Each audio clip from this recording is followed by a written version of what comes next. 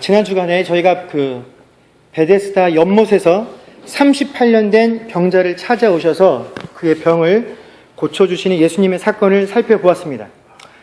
이 베데스다에서의 사건 이후에 예수님께서는 갈릴리 지역으로 이동을 하셔서 그곳에서 계속 사역을 하셨고요. 그 갈릴리 사역에서 첫 번째로 행하신 일이 뭐였냐면 바로 우리가 산상설교라고 부르는 그 사역을 시작을 하셨습니다.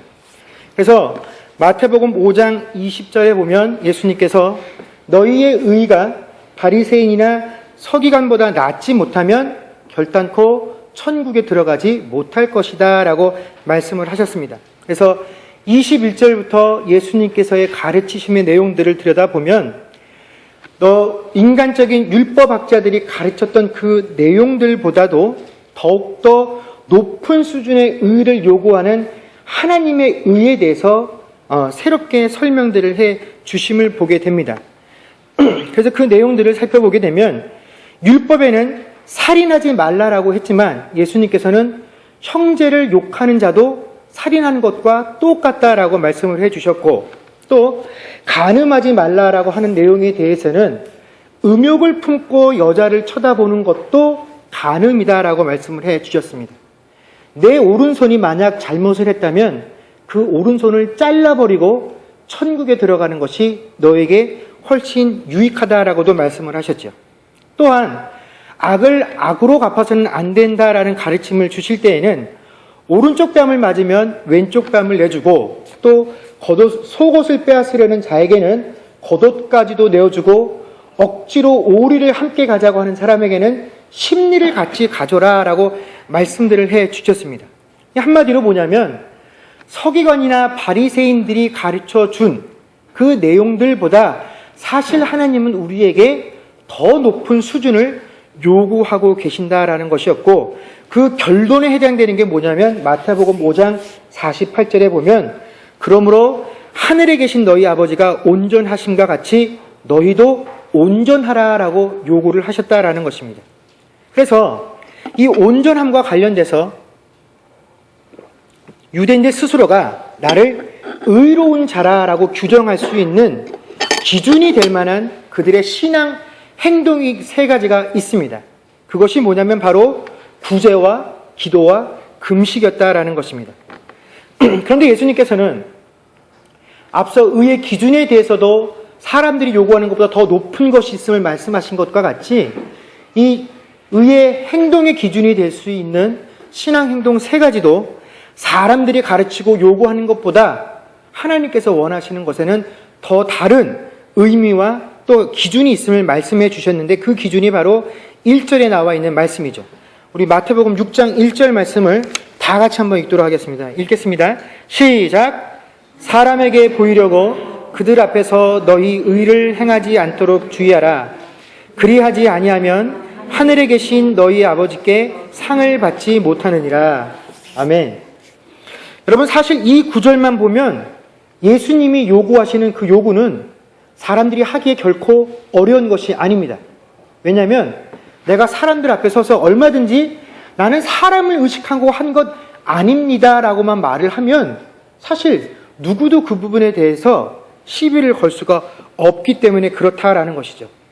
그렇기 때문에 예수님께서는 네가 정말 사람에게 보이려고 하는 것인지 아닌지를 스스로 체크할 수 있는 내가 새로운 기준을 줄게, 한번 이 기준에 너를 맞춰봐라 라고 해주신 것이 오늘 저희가 읽었던 본문의 내용들입니다. 먼저 예수님께서 언급하신 것은 구제죠. 우리가 흔히 유대인들을 생각을 하면 자린고비를 떠올리게 됩니다. 우리가 유대인을 생각할 때 자린고비를 떠올리게 되는 이유는 그 섹스피어가 지었던 유명한 베니스의 상인이라는 책 때문에 그렇습니다. 그 책에 보면 그 아주 유명한 수전노가 한 명 등장을 하죠. 아마 기억들을 하실 텐데 샤일록이라는 인물이 등장을 합니다. 아주 자기가 빌려준 돈의 이자와 원금을 받아내는데 탁월한 능력을 가졌던 사람이죠. 우리가 그래서 유대인들 하면 이 금전의 문제에 대해서 아주 강팍함을 가지고 있는 사람들이다라고 생각들을 하지만 사실 이 유대인들만큼 구제에 있어서 여유가 있고 구제를 사랑하는 민족은 없습니다. 통상 유대인들은요, 자기 수입의 10분의 1을 구제에 쓰도록 되어 있습니다. 그래서 10분의 1 이하를 구제하지 않으면 그 사람은 구제에 인색한 사람이다라는 평가를 받게 되고요.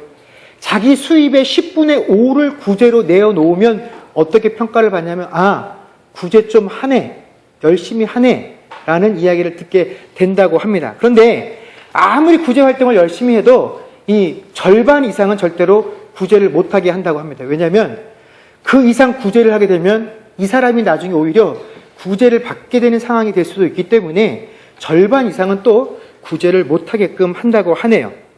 여러분, 구제라는 게 뭡니까? 말 그대로 남을 돕는 손길을 의미합니다. 그러다 보니까 내가 넉넉지 않으면 이 구제를 하지 않아도 우리는 그런 상황들을 충분히 이해하고 넘어가지만, 유대인들에게 있어서 구제는 있으면 하고 없으면 하지 않아도 되는 그런 내용이 아니라 하나님께서 분명하게 행하라고 요구하신 율법의 한 내용이다라는 것입니다. 그렇기 때문에 유대인은 누구라도 구제를 해야 하는데, 심지어 자기가 없어서 구제의 대상인 사람도 그 구제를 통해서 받은 것 중에 일부를 항상 자기보다 더 어려운 사람에게 구제금으로 내어놓아야만 하는 것이 이 유대인들의 율법이었다라는 것입니다. 여러분, 신명기 15장 1절에서 15절 말씀해 보면 하나님께서 유대인들을 향해서 이렇게 말씀을 하십니다. 매년 7년째가 될 때마다 자신에게 빚진 사람이 있으면 그 빚을 다 어떻게 해요? 면제해 주라라고 이야기를 하셨습니다. 누구도 너희 중에 가난한 사람이 생기지 않도록 그렇게 해주고, 또 그 7년이 되기 전에라도 네 주변에 가난한 사람을 보면 적극적으로 그들을 도와주라라고 하나님께서 명령하셨다라는 것입니다. 그리고 도와주는 데 있어서 절대로 인색하지 말라라고 하나님이 명령을 하셨죠. 여러분, 이렇듯 구제는 하나님께서 그 백성들에게 요구하신 중요한 부분이었고, 또 하나님께서 하나님의 백성에게 명령하신 부분이기 때문에 그것을 행하는 것은 하나님 뜻에 순종한다라는 아주 중요한 신앙 행위가 된다라는 것입니다. 그렇기 때문에 2절 말씀에도 보면 구제할 때에라고 시작을 하고 있죠. 너희가 구제할 수 있으면이 아니라 구제할 때에라고 말씀을 하셔서 구제를 해도 되고 할 수 있을 때면이 아니라 구제하는다는 그 행위를 전제 조건으로 삼아서 예수님께서 이 말씀을 하셨다라는 사실입니다.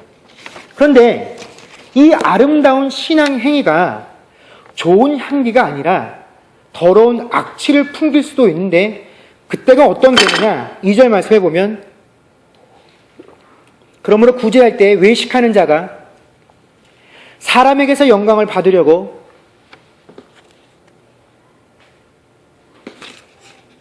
회당과 거리에서 하는 것 같이 너희 앞에서 나팔을 불지 말라. 진실로 너희에게 이르노니 그들은 자기 상을 이미 받았느니라 라는 말씀으로 대답을 해주셨습니다. 무슨 말씀이냐면, 너희가 한 행동이 하나님 앞에서 아름다운 향기가 되지 못할 때가 어느 때냐면 그 사실들을 사람들에게 알릴 때 그렇게 된다라는 것입니다. 그러면서 예수님께서 두 가지를 그들에게 요구하십니다. 구제할 사람들에게.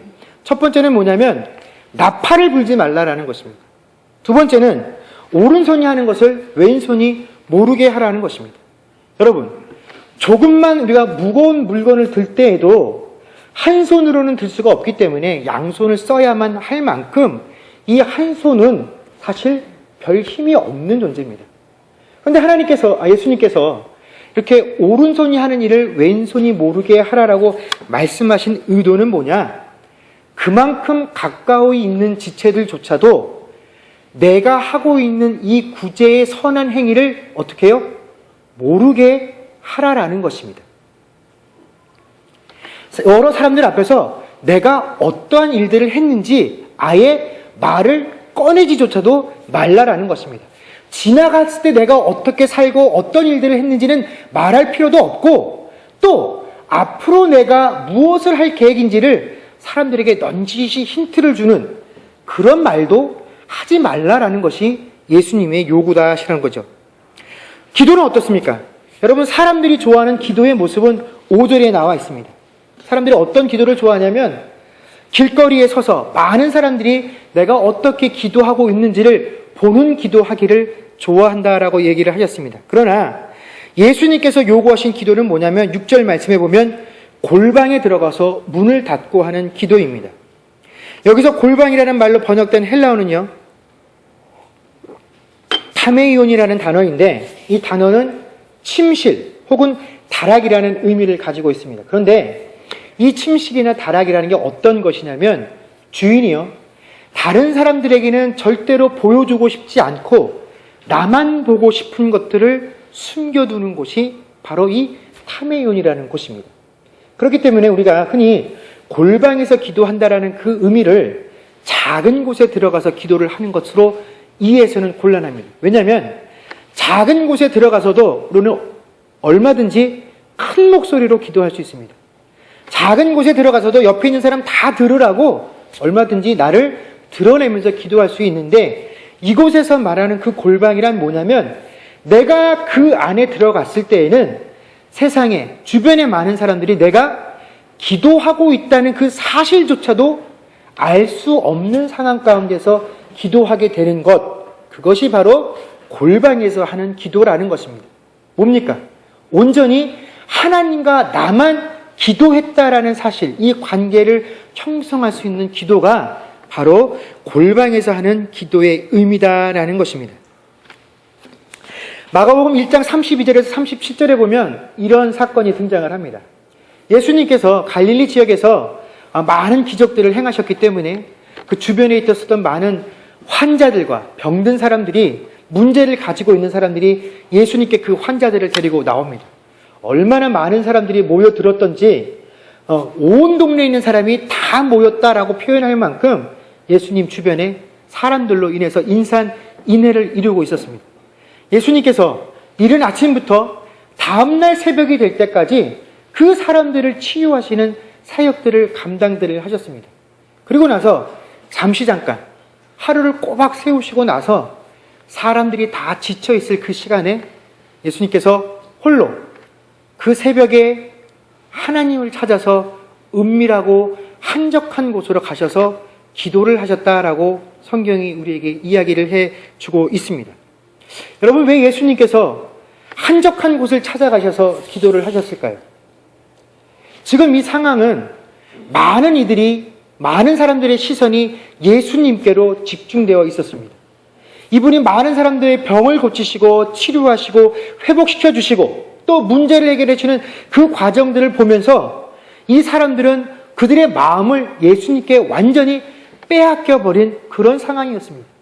이제 예수님께서 무슨 말씀을 하셔도 그 말씀에 다 동조할 수 있고, 예수님이 손가락으로 어디를 가리키만 주셔서 그곳으로 달려갈 수 있는 그런 상황이 되었다라는 것입니다. 한마디로 예수님께서 그들의 마음을 자신에게로 다 모으신 그런 상황이었습니다. 그런데 바로 그런 상황 가운데 모든 사람들의 시선과 마음이 예수님께로 향했던 그 순간에 예수님께서는 호련히 사람들의 시선과 관심과 존경을 피해서 아무도 없는 하나님 앞으로 나아가서 기도를 했다라는 것입니다. 이 사건이 우리에게 보여주는 것은 무엇입니까? 예수님조차도 사람들이 보내는 그 관심과 시선보다는 무엇을 더 사모하셨다라는 것입니까?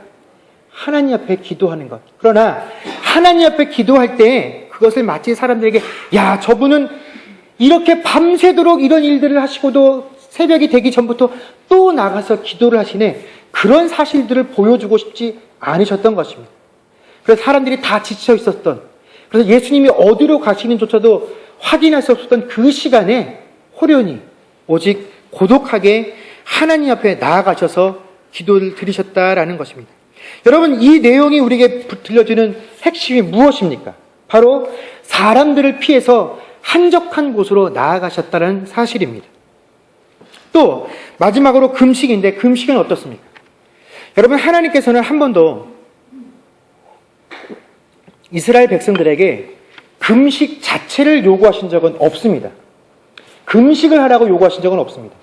단지 대속죄일이 되었을 때에는 이 모든 이스라엘 백성들이 그날 하루만큼은 온전히 하나님께 집중할 수 있고 또 하나님 앞에서 회개하는 시간이 되기를 원하셨기 때문에 모든 일상을 멈추고 하나님께만 집중하기로 집중하도록 명령을 하셨습니다. 그래서 일상의 생활을 멈추다 보니까 그가 하던 일도 멈춰야만 했고 또 먹는 행위도 멈춰야만 했던 것입니다. 그래서 금식을 하게 된 것이지 금식 자체를 요구하신 적은 없다라는 것입니다. 그런데 어느덧 그러한 의미, 오직 하나님께만 집중하고 하나님의 마음을 아는 시간이 되기를 원하기 위해서 일상을 멈추기를 원했던 그 금식이 의미가 변질이 되어서 이제는 그 금식 자체를 사람들이 귀한 것으로 여기는 그런 시대가 되었다라는 것입니다. 그래서 그가 얼마나 금식을 했었는지 또 며칠 금식을 했었는지가 마치 그 사람의 신앙을 드러내는 그런 기준이 되어지는 시대가 되었다라는 것입니다. 그러다 보니 자신이 금식을 하고 있는 것을 사람들이 어떻게 합니까? 숨기기보다는 그것들을 드러내는 시대를 살게 되었습니다. 그래서 오늘 성경 말씀에 보면 자신이 금식하게 돼서 얼굴이 흉하게 된 것을 그냥 방치해 두었다라고 성경이 이야기를 합니다.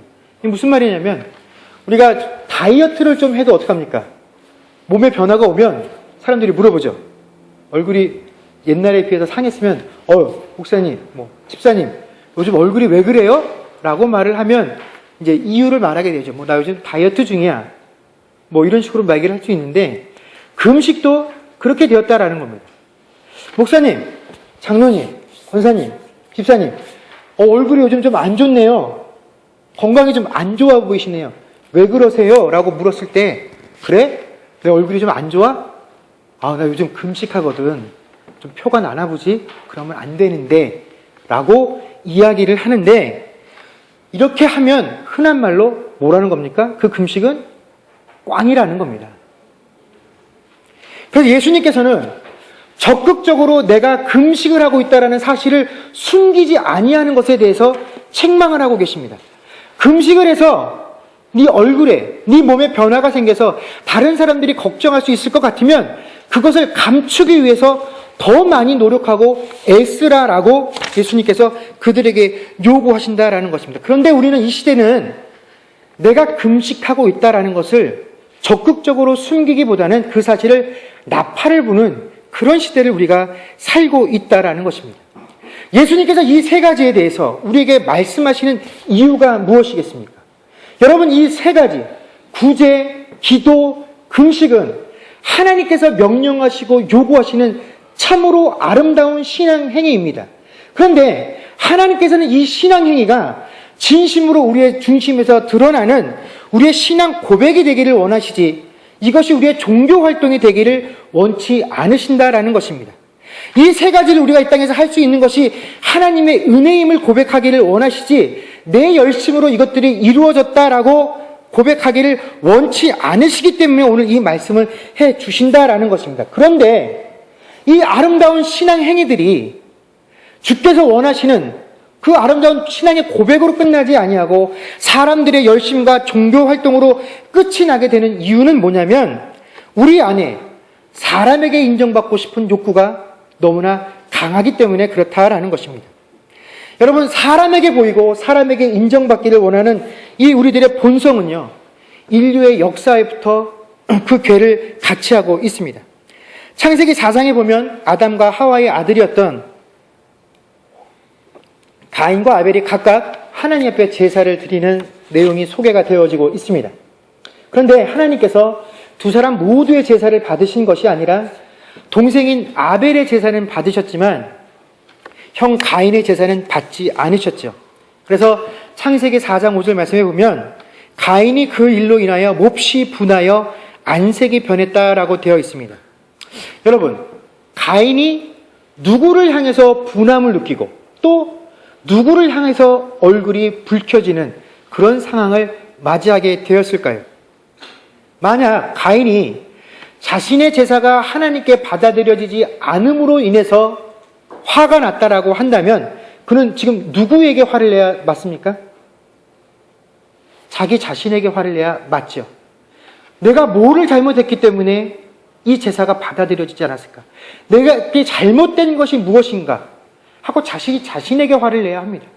만약에 얼굴을 붉혀야 했다면 누구에게 얼굴을 붉혀야 합니까? 하나님에게 얼굴을 붉혀야 합니다. 정말로 하나님 앞에 수치스럽고 부끄러움을 느껴야 합니다.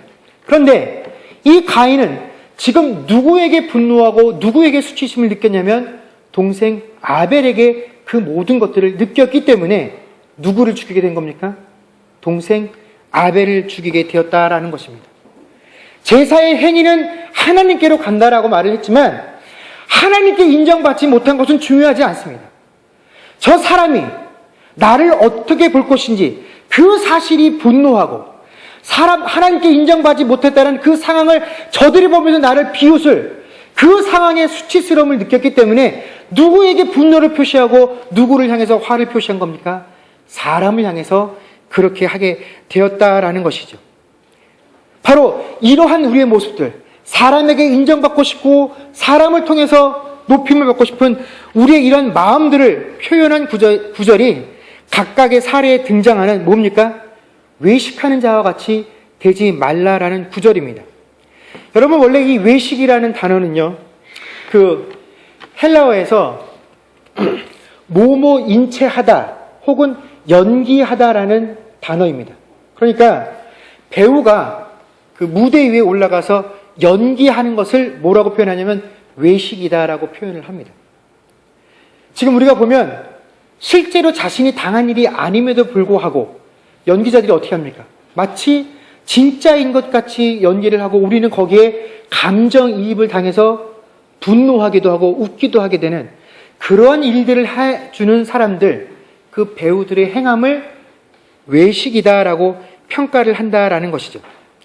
여러분, 그렇기 때문에 우리가 이 외식이라는 단어를 쓰게 되면 주로 누구를 향한 것으로 생각을 하냐면 사람들을 향한 것으로 생각들을 합니다. 오늘 저희가 읽었던 이 세 가지 사례에서 외식하는 자와 같이 되지 말라라고 했을 때 우리도 마땅히 이 외식이 사람들을 향한 것이다 라고 생각들을 할 것입니다. 물론 분명히 사람들을 향한 부분도 포함이 되어 있을 것입니다. 목사가 충분히 구제하지 않고 충분히 기도하지 않고 충분히 금식하지 않으면서도 마치 하는 것과 같이 마치 거룩한 것과 같이 사람을 속일 수도 있습니다. 그러나 오늘 예수님께서 이 세 가지 사례를 들어서 지적하고 있는 사람들은 하지 않고 있지만 마치 하고 있는 것과 같이 사람을 속이고 있는 자들이 아니다라는 것입니다. 사람이 보기에는 충분할 만큼 구제를 하고 있는 사람, 기도를 하고 있는 사람, 금식을 하고 있는 사람들을 향해서 외식하지 말라라고 외치고 있다라는 것입니다. 그러니 지금 예수님께서 지적하고 있는 외식은 누구를 향한 외식을 의미하는 것입니까? 사람이 아니라 바로 하나님을 향해서 외식하고 있는 자들을 향해서 말씀하고 계신다라는 것입니다. 바로 사람들을 향해서 내가 이 모든 것들이 다 하나님이 요구하시는 중심을 가지고 하는 것처럼 그렇게 모습을 보이고 있는 것. 그런데 사람들의 반응을 가지고 하나님, 내가 하나님께서 원하시는 그것에 합당한, 그것에 흡족할 만한 내가 신앙 행위를 하고 있습니다라고 보여주고 있는 그 사람들, 바로 그런 이들을 향해서 하나님 앞에서 외식하지 말라라고 주장하고 계시는 것입니다. 여러분, 그렇기 때문에 외식하는 사람들의 특징을 보면 이런 모습들을 많이 보게 됩니다. 바로 뭐냐면 자기들끼리 서로 칭찬을 하고 자기들끼리 그들의 신앙을 지켜 세워준다라는 것입니다. 뭐냐면 이런 거죠. 아, 내가 기도하는데 기도 중에 하나님께서 당신에 대해서 응답을 주셨습니다. 뭐라고 응답을 주셨냐면 당신도 참 기도를 많이 하는 사람이라고요. 내가 전에는 당신이 기도하는 사람인지 몰랐는데 하나님이 말씀해 주셔서 알게 됐다라고. 그럼 뭡니까? 그 사람 기도 많이 하는 사람이라고 높여주면서 어떻게 해요? 내가 기도를 그렇게 많이 하기 때문에 그런 응답을 받았습니다 라고 해서 쌍방간에 서로 높여주는 것이죠. 또 저 목사님은 보통 수천 명이나 되는 그런 집회에 가서 항상 말씀 전해주시는 분인데 오늘 저희같이 작은 데 오셔서 말씀을 전해주셨습니다.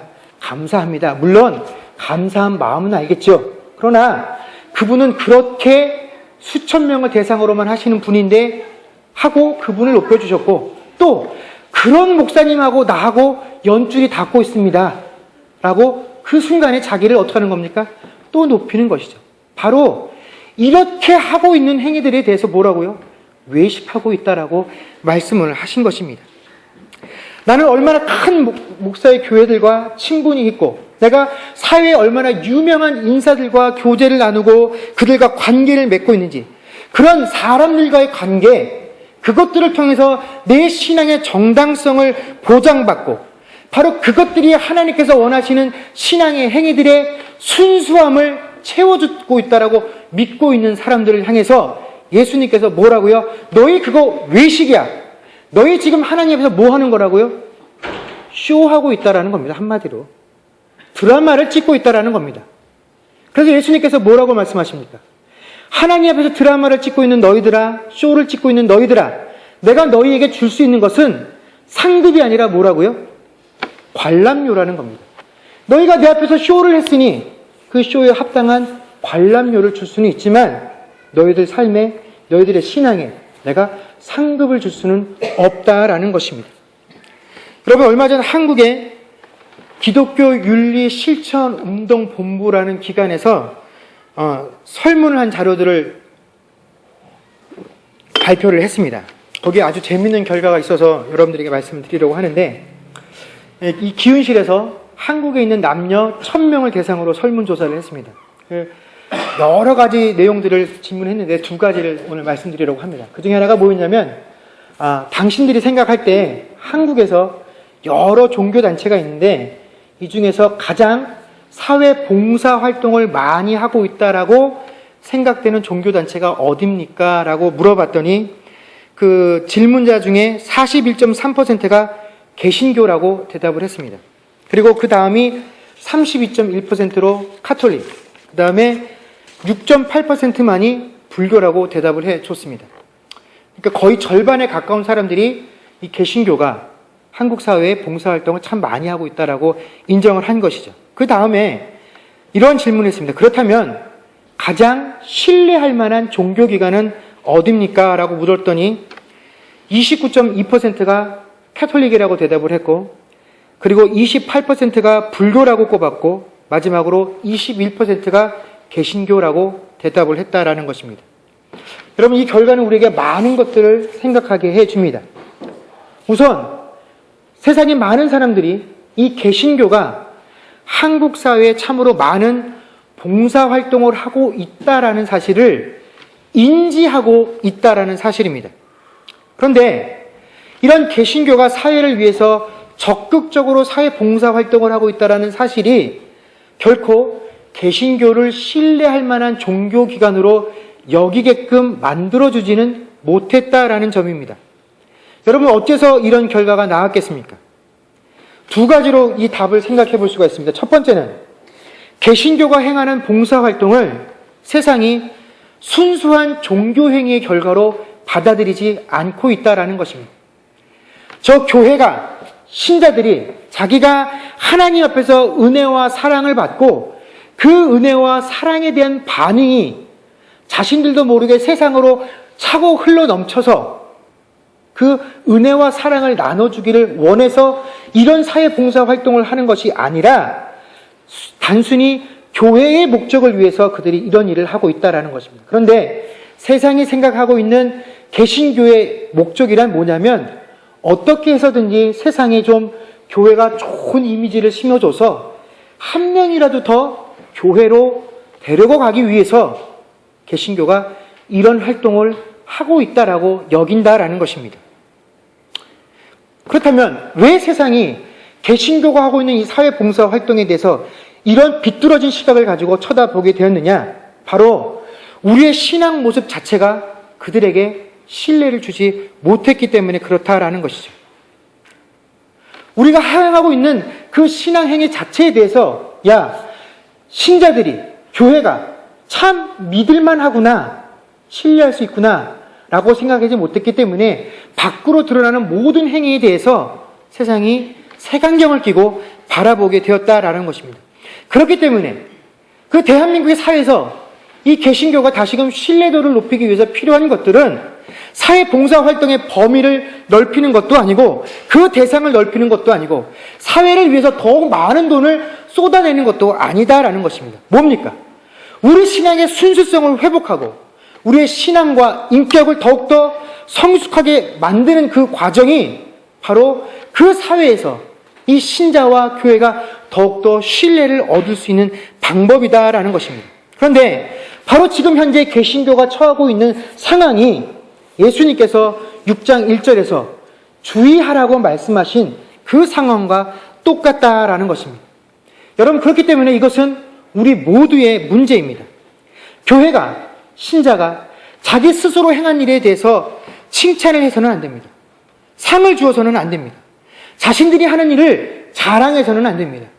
내가 했던 일, 내가 앞으로 할 일에 대해서 나팔을 불어서는 안 된다라는 것입니다. 이런 교회의 모습에 세상이 어떻게 반응을 했냐면, 야, 잘한다, 고맙다라고 칭찬하기보다는 야, 참 우습다라고 경멸과 조롱을 보내고 있음을 우리가 알아야 합니다. 여러분, 그런데 세상도 속지 아니하는 그 모습에 하나님께서 과연 속으시겠느냐 하는 것입니다. 우리가 아무리 멋진 척해서, 그런 척해서 세상은 속아 넘어갈 수 있을지 모르지만 예수님께서 너희 그만하라고 우리에게 말씀해 주신다라는 것입니다. 여러분, 이제 말씀을 맺겠습니다. 우리는 자주 하나님 앞에서 내가 십자가의 길을 걷겠다라고 이야기를 합니다. 기도를 많이 하는 사람일수록, 금식을 많이 하는 사람일수록, 구제를 많이 하는 사람일수록, 내가 주를 위해서 더 많이 봉사하고 일한다고 생각할수록, 또 교회를 위해서 헌신한다고 생각할수록, 그런 생각을 가지고 있는 사람일수록 자신의 의지와 신념은 더욱더 확고합니다. 나는 십자가의 길을 걷고 있어. 그러나 우리가 냉정히 생각해 보아야 할 것입니다. 우리가 십자가의 길을 걷고 있는데 그 십자가를 지고 그 길을 걸어가고 있는 것인지, 아니면 십자가를 조명 삼아 내 길을 밝히고 내가 지금 지나온 그 길의 행적들을 밝히는 그런 삶을 살고 있지는 아니한지, 지금 내가 주님 앞에 정말로 외식하는 자가 아니라 드러냈고 쌓아놓은 곳은 없지만 그 순수한 신앙의 행위로 인하여 하나님께 칭찬받을 수 있는 자인지, 아니면 쌓아놓은 것들은 참으로 많지만 결국은 주님 앞에 외식하는 자가 되지 말라라는 그런 이야기를 듣는 삶인지를 깊이 생각하고, 우리에게 주어진 삶, 하나님 앞에 살아갈 때 외식하는 자가 되지 아니하는 모습으로 살아갈 수 있는 저와 여러분과 주님의 교회가 되기를 주의 이름으로 간절히 축원합니다. 기도하겠습니다.